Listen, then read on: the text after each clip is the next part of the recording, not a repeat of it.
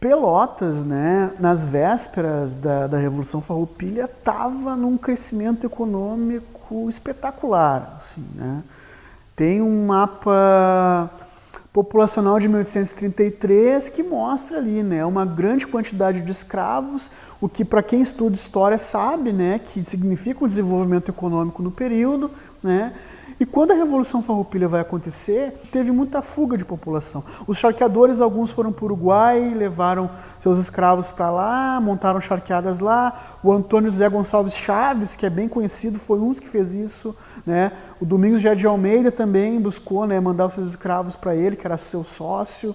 Outros charqueadores foram para Rio Grande, outros foram para o Rio de Janeiro, né? A economia charqueadora aqui em Pelotas, ela se desmobilizou completamente. O Teatro 7 de Abril, ele é um dos mais antigos do país, né? Pelotas, que é conhecida hoje pela sua cultura, deve muito a essa tradição de cultuadora do teatro, né? Das artes em geral, mas especialmente do teatro, né? Esse teatro nasce e fica por 10 anos parado praticamente, né? Porque nesse período a cidade tem uma grande debandada de população, né? E o teatro não funciona como teatro, inclusive ele é utilizado como quartel nesse período, né?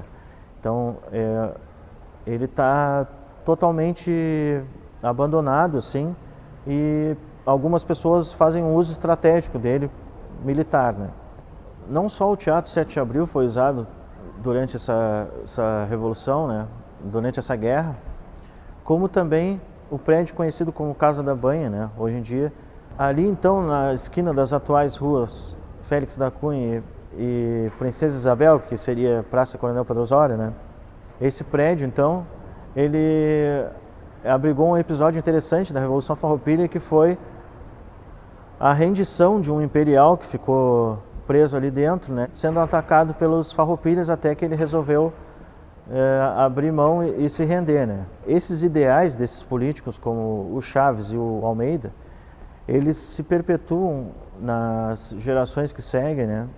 De maneira que Pelotas vai ter, por exemplo, o primeiro monumento, considerado o primeiro monumento republicano ainda no período do Império, né? 5 anos antes da República é erguido então o obelisco republicano na região do Areal, né?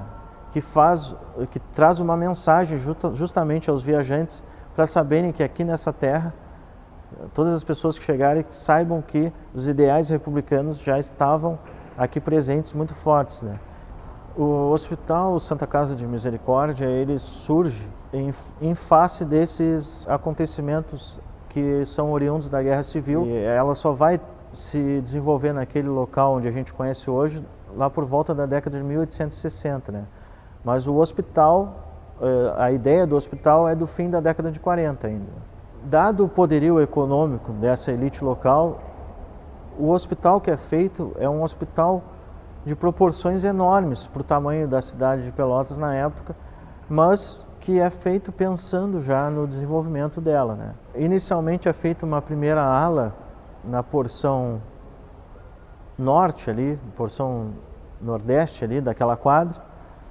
Depois é feita a capela na década de 1880, né, pelo José Isela, que é justamente um imigrante italiano que veio nessa safra aí de 1870 de viajantes, né?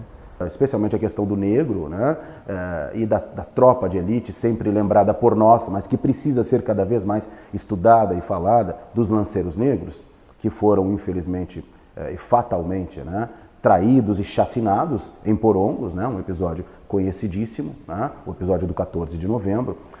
Essa tropa de elite, a utilização do escravizado, ela demonstra, essa forma de organização demonstra exatamente o processo da coisificação. Não há uma relevância em termos de atuação social humana a partir que possa ser observado sobre a figura do cativo. Ele é posto então enquanto descartável, possível de descarte, na linha de frente, sem arma de fogo, eventualmente com uma arma branca, enfim. O que estava ali em jogo eram os interesses econômicos, né? Os abastados seguiram abastados, a massa populacional foi utilizada, especial, cruel e pontualmente, a massa dos cativos, dos escravizados, e tudo isso corroborou para que o poder se mantivesse nas mãos das mesmas elites.